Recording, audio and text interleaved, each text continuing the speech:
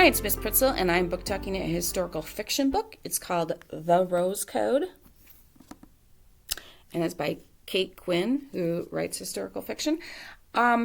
This is actually an adult book, but it's in certain reviews, it's recommended for teens as well. It won a big teen award.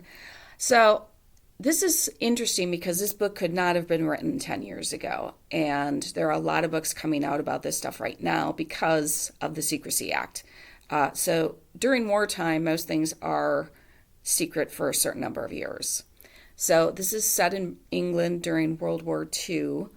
So it starts near the beginning of the war, like 39, through when the Americans get involved in 41, through the end of the war, and then there's even a 1947 timeline that I'll talk about.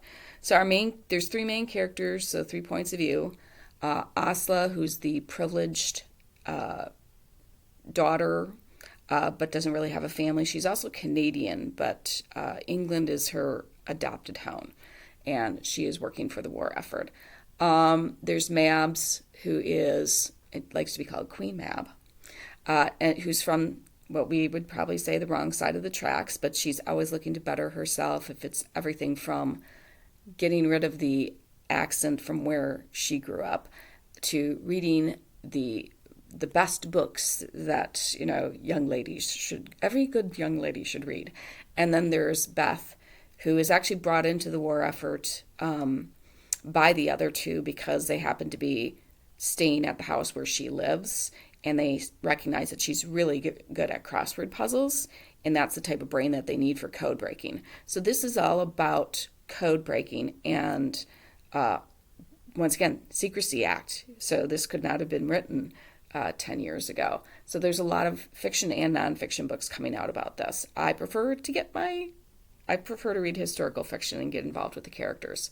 So these three really become like best friends through this book. Bethany is the code breaker. Asla can speak multiple languages, so once they decode this thing into German or Italian, she's the one who translates it. And then Mavs is doing more, I don't want to say secretarial work, because she's working on machines like there's called the Enigma machine, and it was called the Enigma code that they were breaking. And they can actually think of, now it makes sense because I've heard of a book called the Enigma game. And there was another bigger machine called the bomb. And Mabs would help figure out things and get things running on the bomb, because there was just all these processes. Like, I now want to see if I can find like a documentary that'll show me pictures of these different machines and stuff like that.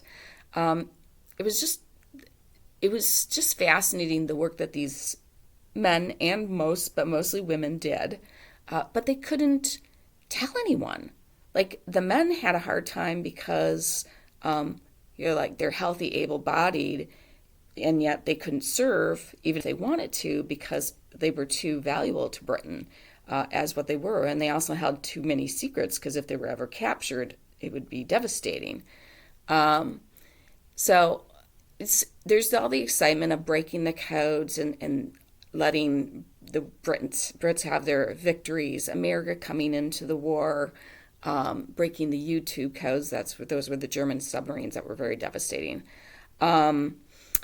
To the bombings called the Blitz that was happening throughout England. To this after the fact, when the royal wedding is coming up and Prince Philip is about to marry Princess Elizabeth. And at this time, the three friends are estranged, meaning they're kind of hate each other and they don't talk to each other. But Beth has been put in an insane asylum because during the war, Beth broke a code that was actually a Russian code, and she found out there was somebody who was spying for the Russians at Bletchley Park where they were working. And it's not till 1947 that she's able to convince her friends to come and see her at this insane asylum and to help her figure out who the traitor is and to make sure they have the proof to actually catch him. So it's got everything. It's got the friendship, it's got the history, it's got the excitement of solving these, and it's got a really exciting action-filled end.